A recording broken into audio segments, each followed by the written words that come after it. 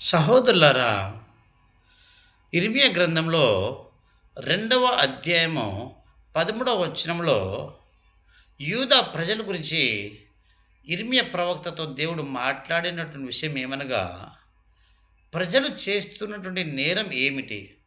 ప్రధానమైనటువంటి నేరం ఏందంటే, ఒకటో నేరం ఏందంటే, జీవజలపు ఊటనైన నన్ను విడిచి ఉన్నారు. అంటే దేవుని విడిచి ఉన్నారు.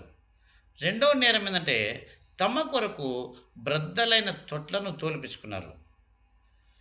జీవజలపు ఊట అంటే ఏంటంటే, జీవానికి మూలము. అంటే నిత్య జీవానికి మూలము.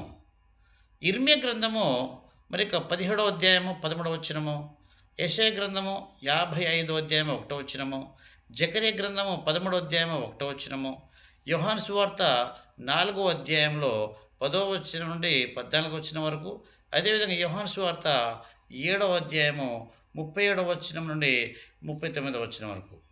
ఈ వచనాలను మనం జాగ్రత్తగా చూసినట్లయితే, నిత్య జీవానికి మూలము దేవుడు.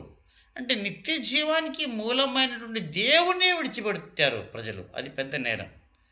రెండోది, బ్రద్దలైనటువంటి తొట్లను తోలిపించుకున్నారు. బ్రద్దలైన తొట్లలో నీళ్లు నిలువ ఉండదు. అంటే ప్రజలు తమకిష్టమైనటువంటి ఆలోచన చేసి, తమకు కల్పిత పద్ధతులు ఉన్నారు. ఇదే రైట్ అనుకుంటున్నారు. కానీ అది దేవునికి విరుద్ధమైనటువంటి కార్యాలు చేస్తున్నారు. ఈ విధంగా దేవునికి విరుద్ధమైనటువంటి కార్యాలు చేస్తూ, దేవునికి దూరమైనట్లయితే నిత్య జీవానికి వారసులుగా కాలేరు. అదేవిధంగా నిత్య జీవంలో ఉండలేరు.